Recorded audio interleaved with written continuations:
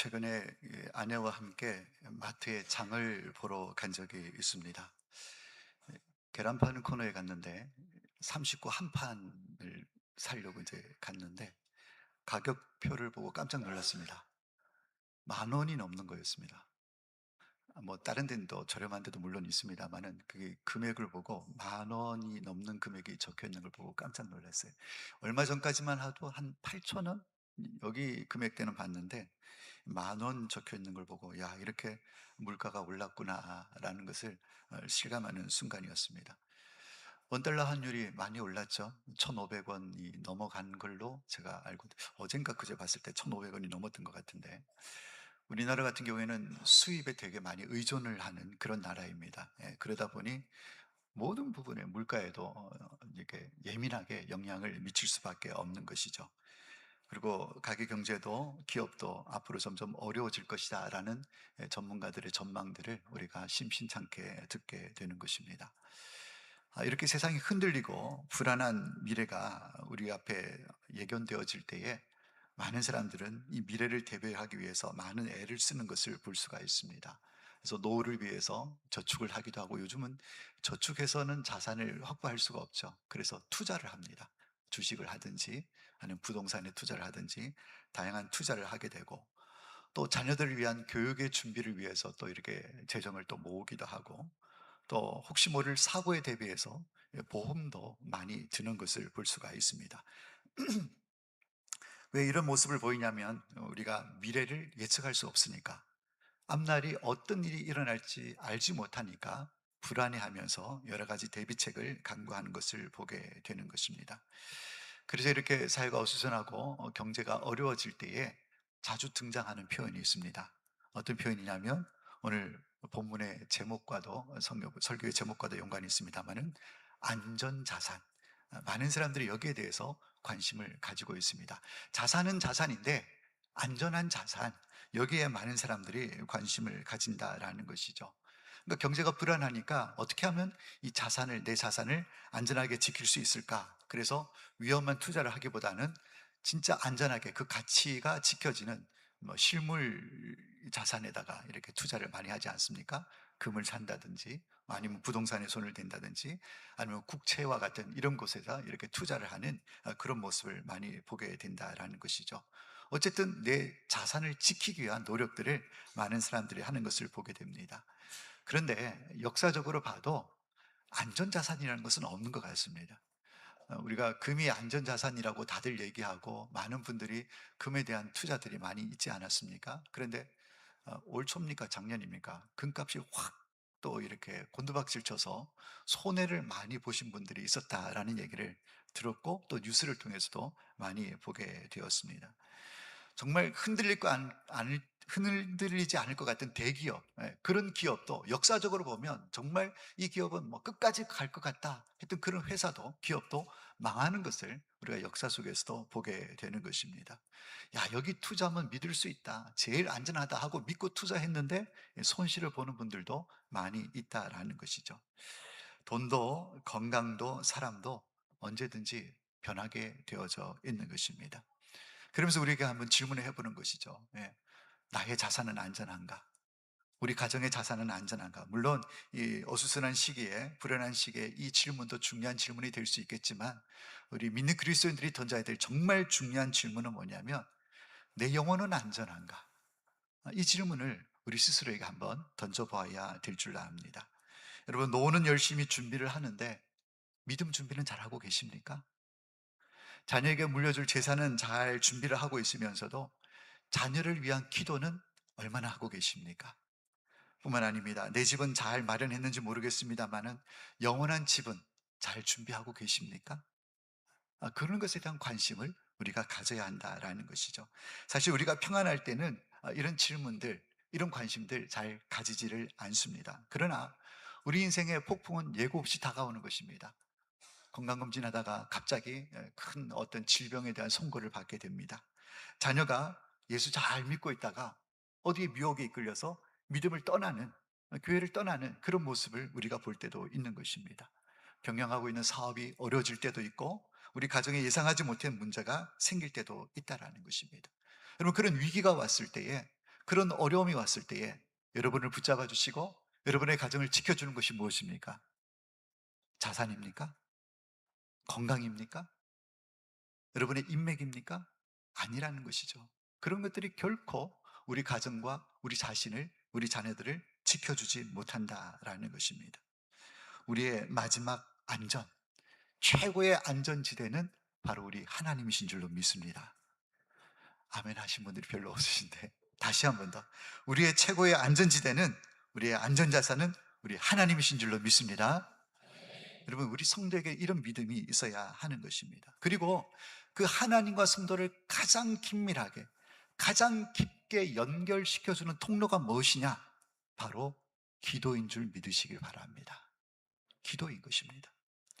오늘 본문 1절에 예수는 명확하게 선언을 하고 계십니다. 예수께서 그들에게 항상 기도하고 낙심하지 말아야 할 것을 비유로 말씀하여 라고 말씀하고 있는데, 오늘 비유는 우리가 잘 알고 있는 불의한 재판관 비유인 것입니다. 이 비유에서 항상 기도하고 낙심하지 말아야 될 분명한 이유를 우리에게 말씀해 주고 있는데, 그 이유는 뭐냐면 바로 기도가 우리 성도들의 가장 안전한 영적 자산이 되기 때문에, 그래서 우리가 낙심하지 말아야 되고 또 두려워하지 말아야 할 이유가 거기에 있다라는 것입니다.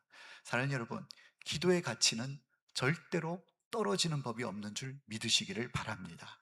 여러분, 오히려 이 기도의 가치는 시간이 흐르면 흐를수록 삶과 가정과 교회를 지켜주는 가장 든든한 안전자산이 된다는 사실을 우리가 경험하고 또 앞으로도 경험하게 될 것입니다.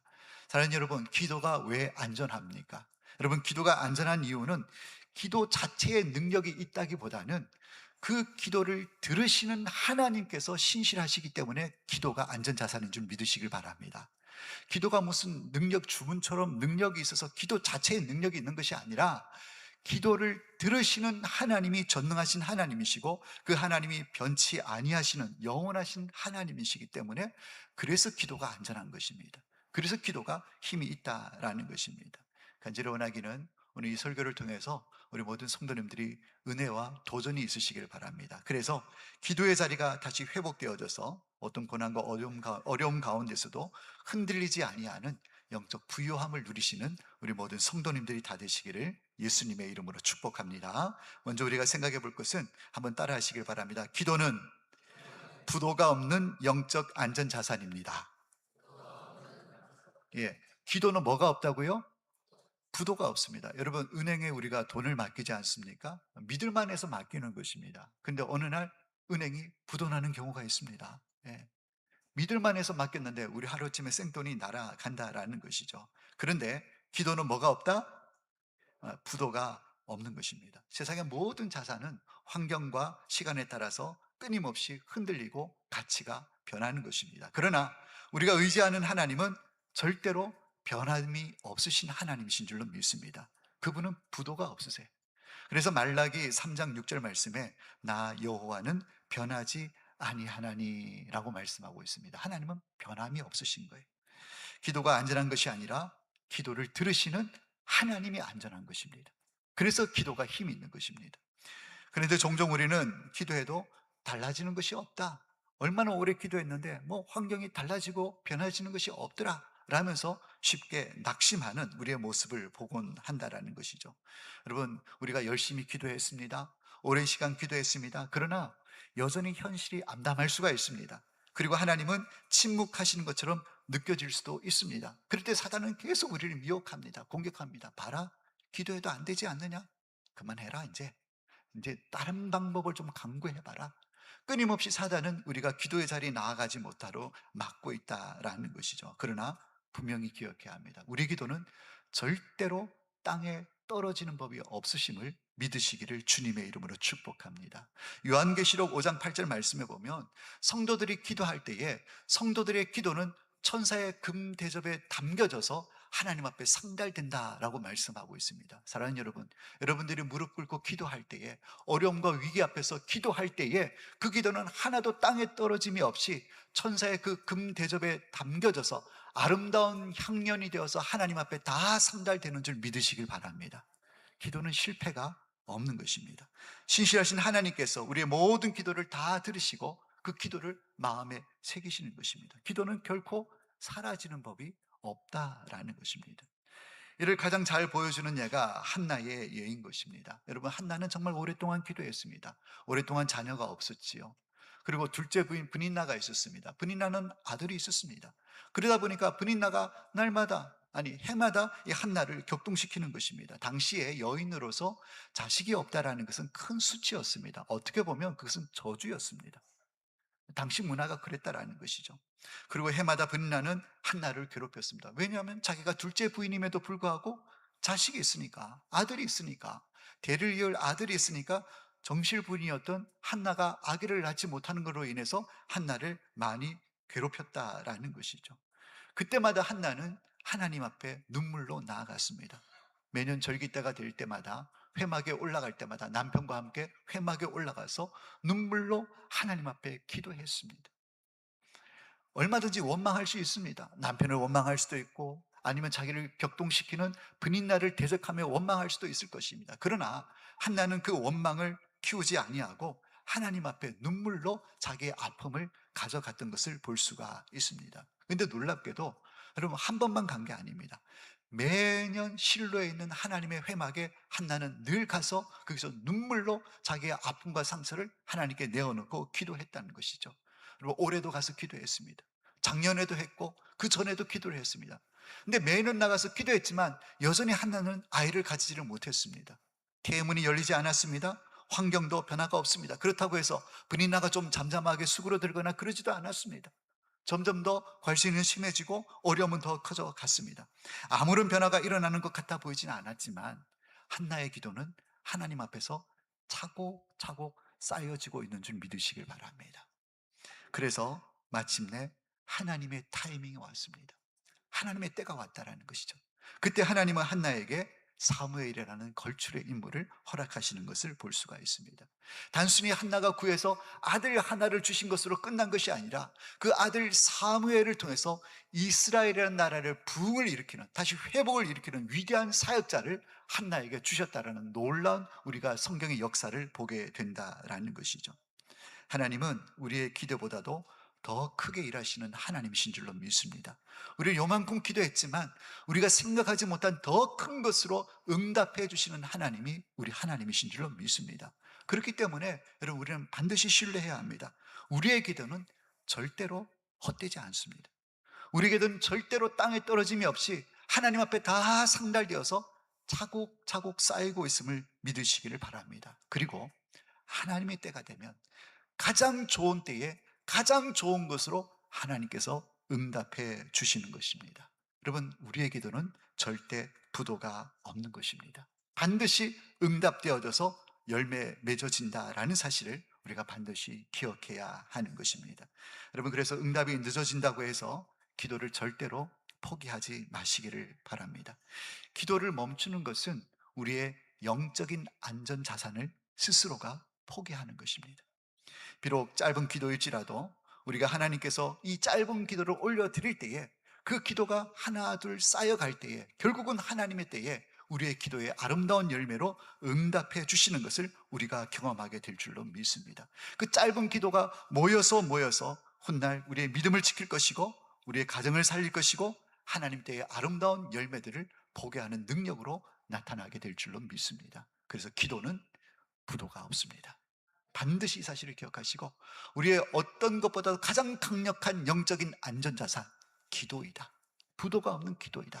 이것을 마음에 새기고 기도 생활에 힘쓰시는 우리 모든 성도님들이 되시기를 축복합니다. 두 번째로, 기도는 위기 때 큰 힘을 발휘하는 영적 안전자산입니다. 언제? 위기 때. 이 기도는 위기 때 강력한 능력을 나타내는 것입니다. 여러분, 안전자산이라는 게 그렇지 않습니까? 왜 안전자산입니까? 상황과 형편이 바뀌어도 그 가치가 안전하기 때문에 그래서 안전자산이라고 얘기를 하는 것입니다. 여러분, 전쟁이 나거나 아니면 경제가 휘청거리거나 금융시장이 요동칠 때, 주식이 폭락할 때, 그때 안전자산의 진가는 드러나게 되어져 있는 것입니다. 영적인 원리도 마찬가지입니다. 여러분, 우리가 삶이 평안할 때 우린 기도를 잘 안 합니다. 평안하니까 기도의 필요성을 못 느끼죠. 그런데 우리가 살다 보면 사람의 힘으로, 심지어는 돈으로도 해결할 수 없는 문제들을 만날 때가 있다라는 것이죠. 그때 여러분 우리가 붙들어야 될 게 무엇입니까? 기도인 것입니다. 내 힘으로 안 될 때, 여러분 그때 우리가 붙들어야 될 것은 기도밖에 없다라는 것이죠. 여러분, 우리가 잘 아는 남유다 히스기야 왕 때 일어난 사건을 기억하실 것입니다.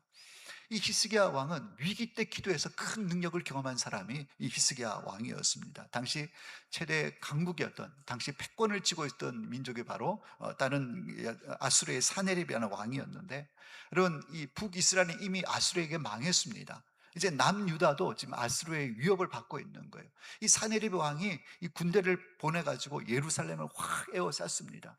그러면서 이 랍사게라는 이 종을 시켜가지고 편지를 보내지 않습니까? 그러면서 하나님을 모욕하고 이스라엘을 겁박하면서 조롱하는 이 편지를 이 히스기야에게 보내게 되는 것입니다. 그랬을 때에 히스기야는 어떤 반응을 보였습니까? 큰일 났다. 근데 우리나라 끝났다. 그래서 대신들을 모아서 작전을 구상하고 밤마다 침상에서 한숨을 쉬면서 어떻게 할까 걱정하고 염려하고 그러지 않았습니다.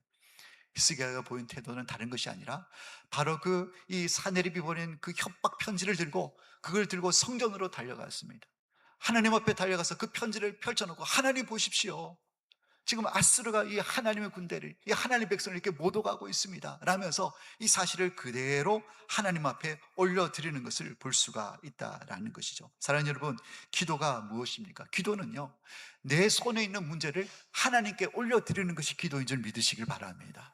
우리가 기도가 어려움이 있을 때에, 염려, 근심이 있을 때 그거 끌어안고 그거 붙들고 끙끙대면서 염려하고 근심하고 걱정할 것이 아니라 그 문제를 누구에게? 하나님께로 그대로 내어드리는 것, 여러분 그게 기도인 줄 믿으시길 바랍니다. 여러분, 밤새도록 걱정한다고 문제가 해결됩니까? 한숨을 쉰다고 해서 문제가 해결됩니까? 여러분, 밤새도록 한숨 쉬고 걱정을 하는데 우리는 뭐를 안 합니까? 기도는 10분도 안 해요.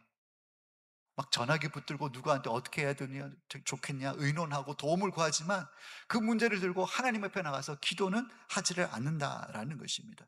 여러분, 믿음의 사람은 어떤 사람이 믿음의 사람입니까?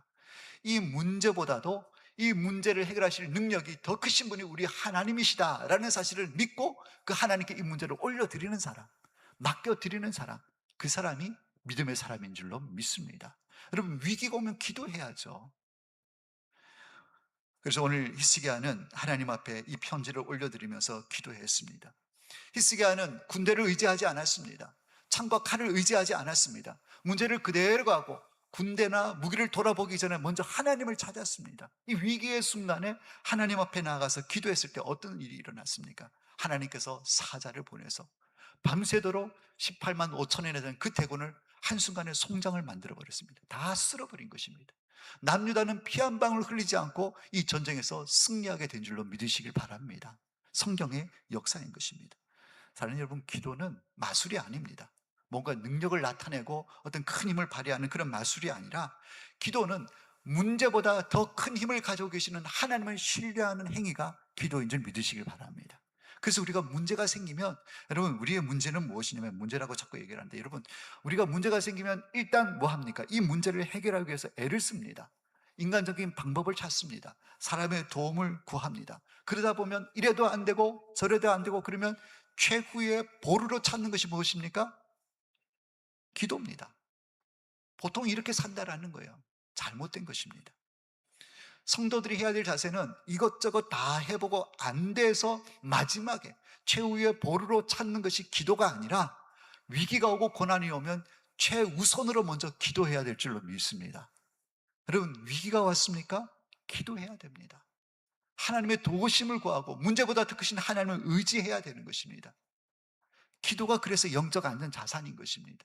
하나님께서 우리의 기도를 들으시고 위기 가운데 우리를 건져내 주시고 구원해 주시는 능력을 우리 가운데 펼쳐내 보여주실 줄로 믿습니다. 그래서 기도가 안전자산인 것입니다. 여러분, 위기가 오면 내 머리 굴리지 마시고 그거 붙들고 끙끙대지 마시고, 히스기야처럼 그 문제를 하나님 앞에 펴드리고 올려드릴 수 있는 기도의 사람이 다 되시기를 예수님의 이름으로 축복합니다. 그리고 또 한 가지는, 기도는 매일 쌓아야 하는 영적 안전 자산입니다.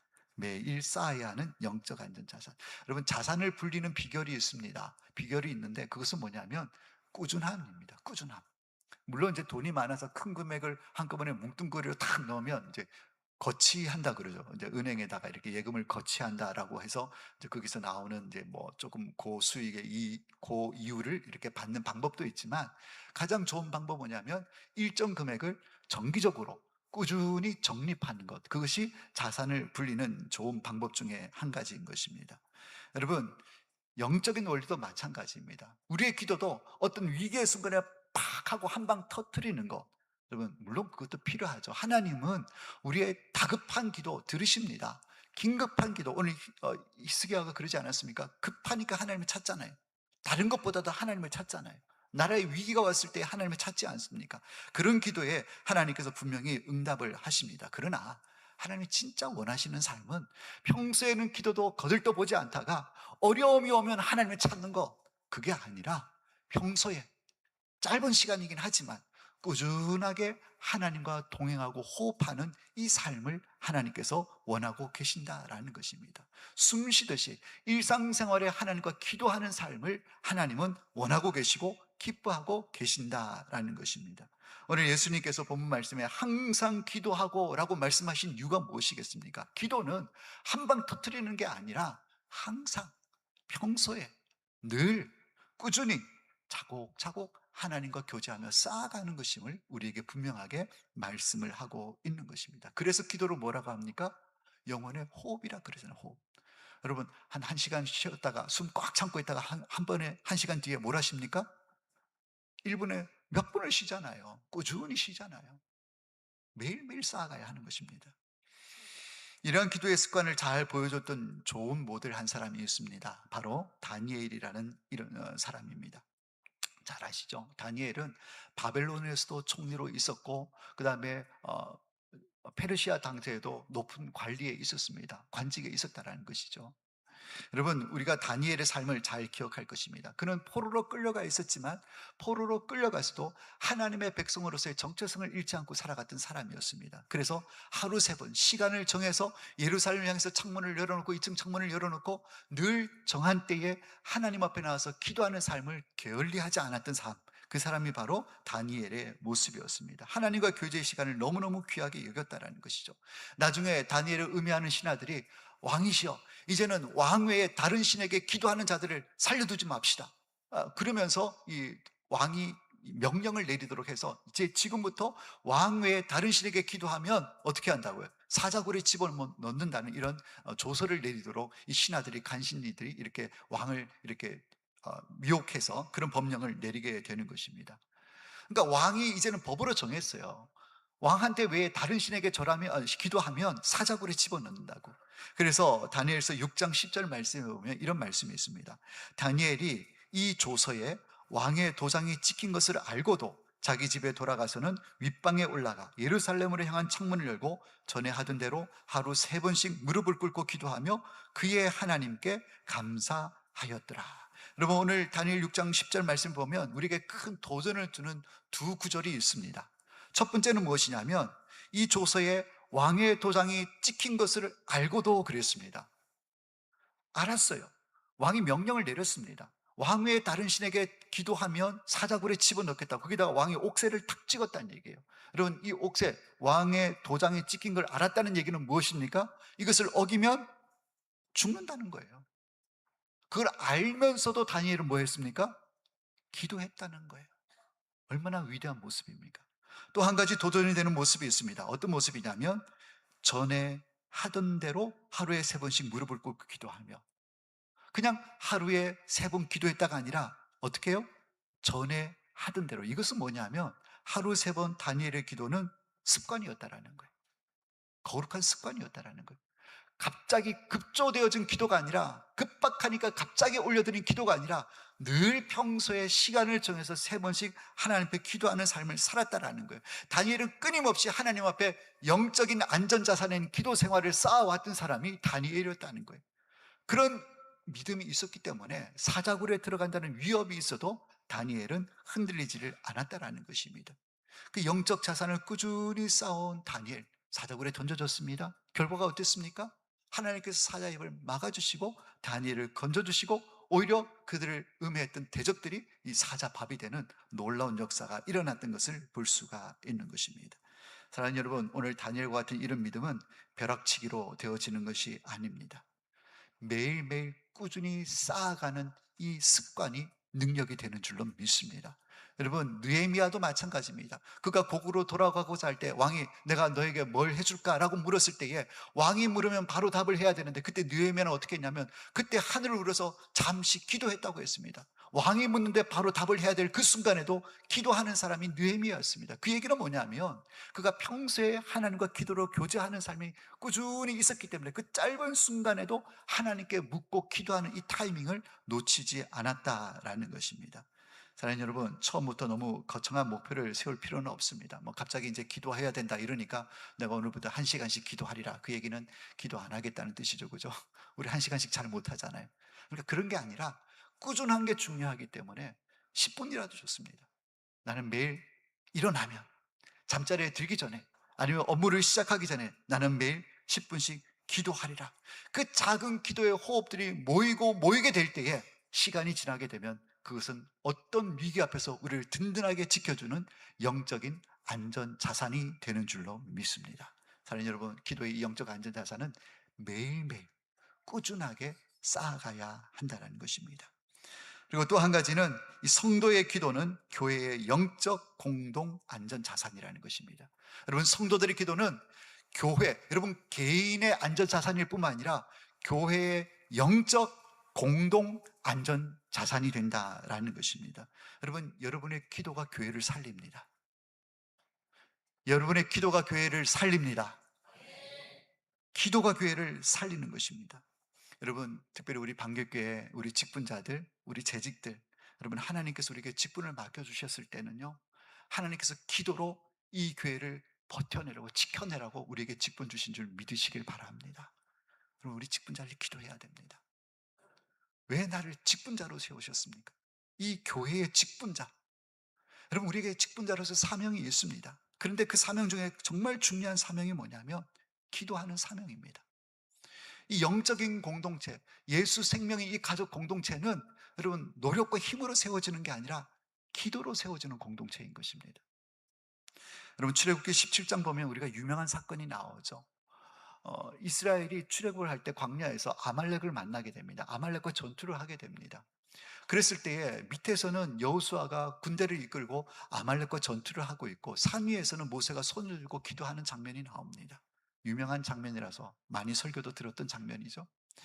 모세의 기도손이 올라가게 될 때는 여호수아 군대가 아말렉을 이기게 됩니다. 그러나 모세의 손이 내려오게 되면 반대로 아말렉이 여호수아 군대를 이기게 되는 것을 보게 되는 것입니다. 사람인지라 종일 팔을 들고 있을 수는 없잖아요. 팔이 아프니까 내려올 수밖에 없잖아요. 지칠 수밖에 없잖아요. 리더가 지치잖아요. 그래서 어떻게 했습니까? 아론과 훌이 옆에서 돌에 앉혀가지고 모세를 붙들고 양쪽 팔을 들어 올림으로 말미암아 종일 팔이 내려오지 않음으로 말미암아 그 싸움에서, 전쟁에서 승리하는 것을 보게 되는 것입니다. 사랑하는 여러분, 우리가 살아가는 현실 역시 마귀와의 치열한 영적 전쟁의 현장인 것입니다. 특별히 교회의 영적 전쟁의 승패는 기도에 달려 있습니다. 기도의 결판이 나는 것입니다. 목사의 손이, 장로님들의 손이 높이 들려져 있게 될 때에 교회는 평안하고 든든히 서가는 줄로 믿습니다.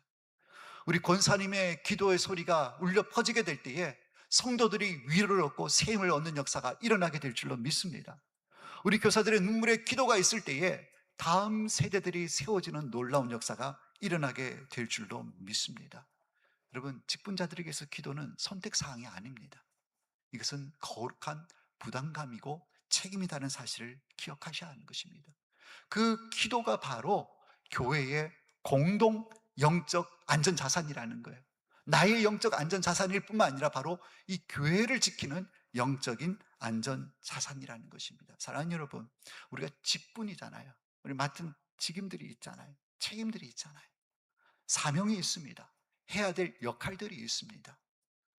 여러분, 혹시 내가 해야 될 역할들 그거 잘 감당하는 것 정말 귀한 일이죠.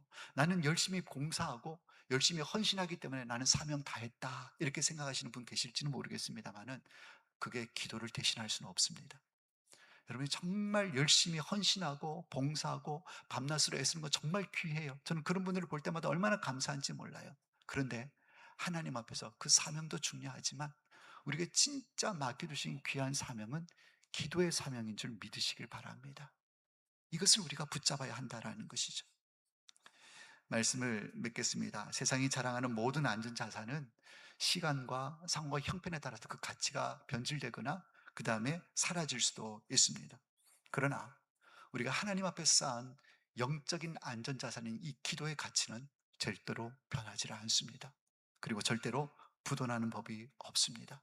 한나의 기도는 민족을 살렸습니다. 히스기야의 기도는 나라를 살렸고 다니엘의 기도는 위기 앞에서 강하고 담대했었습니다. 사랑하는 여러분, 우리의 기도에도 하나님께서 동일한 은혜와 역사로 함께해 주실 줄로 믿습니다. 오늘 8절, 오늘 본문이 7절까지인데 8절 말씀에 보면 예수님께서 아주 준엄한 질문을 우리에게 던지고 있습니다. 8절 말씀이 뭐냐면 그러나 인자가 올 때에 세상에서 믿음을 보겠느냐.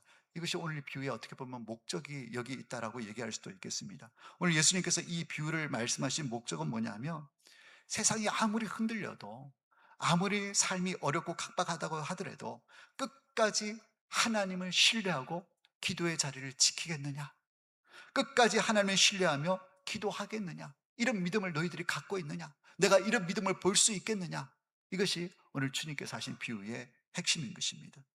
사랑하는 여러분, 저는 새벽에 나와서 또 우리 수요 기도에 나와서 기도하시는 우리 성도님들을 보면 너무 귀하다, 감사하다는 마음을 늘 가지고 있습니다. 그렇지 않습니까? 얼마나 피곤합니까?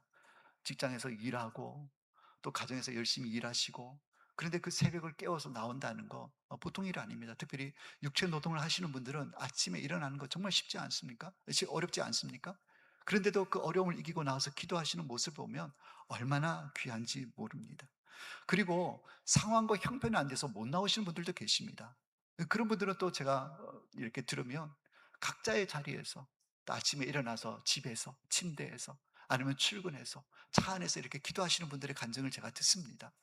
그런 분들이 얼마나 감사하고 귀한지 몰라요. 그런 분들의 기도가 있기 때문에 오늘 우리 반개교회가 이 모습 이대로 서 있는 줄로 믿습니다.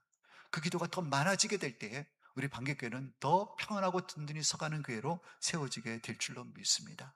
그러면 나는 믿음이 예전 같지 않아서 기도도 요즘 안 하는데, 나는 기도도 많이 쉬고 있는데, 이런 분들은 좀 마음이 좀 불편하실 것 같아서 소망을 드리겠습니다. 괜찮습니다.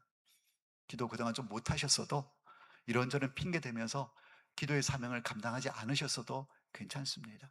중요한 것은 지난 시간 얼마만큼 했느냐가 아니라 지금 기도하고 있느냐가 중요한 것입니다. 오늘 내가 기도의 자리에 서느냐, 이게 중요한 것입니다. 지난날은 좀 부족할 수 있어요. 못했을 수도 있습니다. 그러나 지나간 일에 대해서는 하나님께서 허물지 아니하실 거예요. 오늘 하는 것이 중요합니다. 오늘 내가 하는 그 10분 기도가 내 믿음을 세울 줄로 믿습니다. 오늘 하는 그 10분 기도, 오늘 간절한 그 짧은 눈물의 기도가 우리 가정을 지키고 우리 교회를 지키는 역사가 일어나게 될 줄로 믿습니다. 중요한 것은 지금 하는 것입니다. 오늘부터 하는 거예요. 그런 여러분들의 기도가 영적인 공동 안전 자산이 되어서 건강한 교회, 건강한 하나님 나라를 세우는 능력으로 나타나게 될 줄로 믿습니다. 세상이 흔들리고 변한다고 할지라도 하나님은 절대 흔들리는 법이 없습니다. 세상의 모든 가치는 다 변해도 하나님의 약속은 절대로 변함이 없으십니다. 하나님은 반드시 우리의 기도를 들으시고 응답하신다고 약속해 주셨습니다. 기도, 마지막 시대를 살아가는 성도들의 영적인 안전 자산입니다. 이 자산을 매일매일 부지런히 쌓아서 정말 위기가 왔을 때 그때 한 방에 확 해결하려고 하는 그런 기도가 아니라 평소에 쌓아놓은 이 기도의 능력으로 위기와 어려움 앞에서 담대하게 승리하며 하나님의 영광을 드러내며 개인의 삶과 또 우리 가정과 또 우리 교회가 더 풍성해지는 이런 놀라운 은혜를 날마다 누리시는 저와 여러분들의 삶이 되어지시기를 예수님의 이름으로 축원합니다. 기도하겠습니다.